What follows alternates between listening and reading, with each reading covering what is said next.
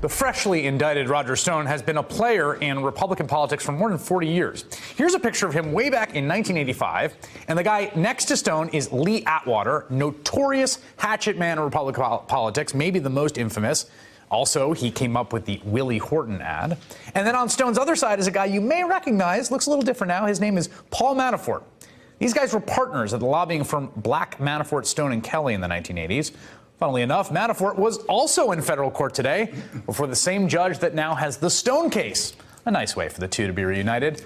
Stone was also crucial to Manafort getting the top job on the Trump campaign, as none other than Paul Manafort himself will tell you in the documentary, Get Me Roger Stone. Did Roger recommend you for the job? Roger was one of the 2 or 3 people who strongly recommended me, yes. Even after Roger stopped being the principal political advisor to Trump, he continued to be a very important advisor and is to this day. Roger's, relationship with Trump has been so interconnected that it's hard to define what's Roger and what's Donald. While it will be clearly a Trump presidency, I think it's influenced by a Stone philosophy. Joining me now are Nick Ackerman, former assistant special Watergate prosecutor and MSNBC legal analyst, and Rick Perlstein, author of Nixonland. Nick, I want to start with you because you encountered Roger Stone as a Watergate prosecutor. I did. Under what circumstances? This was, to be precise, it was September 26, 1973. I was investigating an incident that occurred on May 3rd, 1972 on the Capitol Hill, where the White House, under Charles Colson, who was the counsel to the president, organized an event to try and maim or kill Daniel Ellsberg, who was the publisher of the Pentagon Papers. Maim or kill? Maim or kill. At least one witness told me that he was instructed by 2 of the operatives from the White House and the Committee to Re-elect the President that they were to go for Daniel Ellsberg and to maim or kill him. And the whole idea was that they brought up the same Cuban Americans from Miami, who were the same people that broke into the Watergate complex 3 weeks later. All right, so where does Stone fit in? Stone was part of a counter demonstration on Capitol Hill that was also organized by Charles Colson, the counsel to the president, to deflect attention away from the Cuban Americans who were then going to attack. Wait, they were like the shiny hand over here. Right. Stone was staging a demonstration to take attention so that they could rush Daniel Ellsberg and maybe kill exactly. him. But you interviewed Stone about his role in this. I did. He didn't know. Did he know they were going to try to maim or kill Ellsberg? No, he did not. I mean, I don't think he knew. He was like very junior. He was so junior. It was absurd. I mean, it used to be a joke in the office that I broke Roger Stone. Nick, Rick, you've covered Stone for years. I think you've interacted with him quite a bit. I think you were messaging with him when he got... Yeah, we can talk about that if you want. well, tell me, what is his role? How central has he been in Republican politics? Because I think he's often sort of, that colorful Roger Stone is sort of a marginal figure. But I'm not sure that's quite the truth. What do you think? No, I think he was kind of a prototypical figure. He was a kind of a harbinger of things to come. So the thing he's most famous for in Watergate is in 1972, he was basically drafted. Nixon said, if you want something nasty done, get a healthy right-wing exuberant. So he was one of the healthy right-wing exuberants.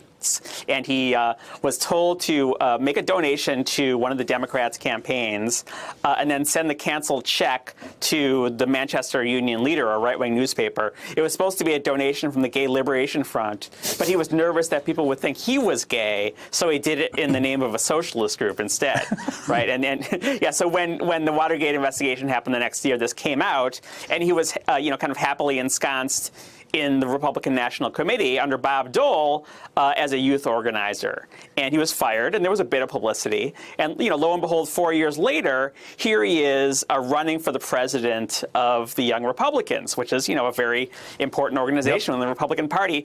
Paul Manafort is his campaign manager.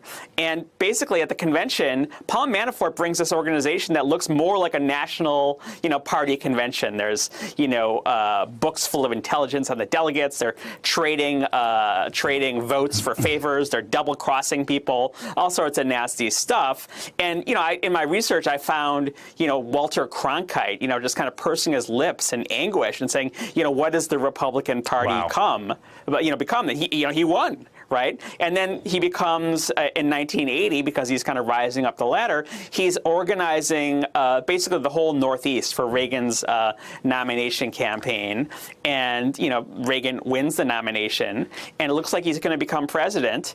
And so he gets together with another organizer of the Reagan campaign, Paul Manafort, and a third guy, Charlie Black, who's still around and seems to have removed himself from any kind of legal taint. I'd love to know how that happened.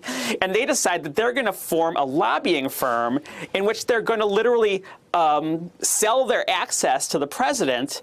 And of course, they become very famous for basically defining a new kind of bottom-feeding lobbying in which they're willing to work for any dictator. He's sort of an innovator in that respect. Oh, he's an innovator in New York State for a long time. I want to get your reaction because the Nixon Foundation today huffily tweeted about the fact that Roger Stone, he was a Nixon, he was not. It was a gross misstatement to say he was a campaign advisor. He was 16 years old during the first campaign, 20 years old during the re-elect, and they nowhere in the presidential daily diaries is the name Roger Stone appear. It's just hilarious to me, like Nixon from That's the beyond clever the lawyering right there. Right, yeah, Nixon from the beyond the grain, Nick trying to be like, I don't know Roger Stone. Right, but again, they used people like Roger Stone to do all kinds of little dirty tricks. Right, that's the point. I mean, that business up in New Hampshire, I think that was with Congressman McCloskey, who was running against Nixon in the New Hampshire primary. And so they were trying to make McCloskey look like he was taking money from a socialist, and they used Roger Stone to do that. And the point, Rick, here is this has been the ply and trade from the beginning is disinformation. He's got a great quote in the movie.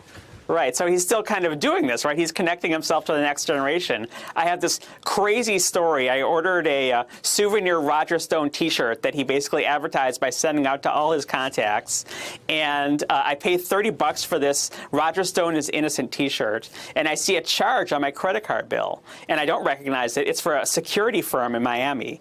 I ring the number and say, why did I just get charged $30 for a burglar alarm company in Florida? And the guy said, oh, did you order some Proud Boys stuff? Wow. And I said, no, but I ordered a Roger Stone T-shirt. What does he have to do with the Proud Boys? And to make a long story short, the guy turns out to be the leader of the Proud Boys, a guy named Enrico Terrio. And he claims to me, as we chat for about 5 minutes, because these guys have such strong operational security, that Roger is a member of the Proud Boys, and he had lunch with him only that day. He's been to strategize. He's been in pictures with them, and they were there outside the crazy scene outside the courthouse in his house today in Fort Lauderdale. Nick Ackerman and Rick Perlstein. He's a professional thug. Thank you very much. Thank you both. Hey there, I'm Chris Hayes from MSNBC. Thanks for watching MSNBC on YouTube. If you want to keep up to date with the videos we're putting out, you can click subscribe just below me, or click over on this list to see lots of other great videos.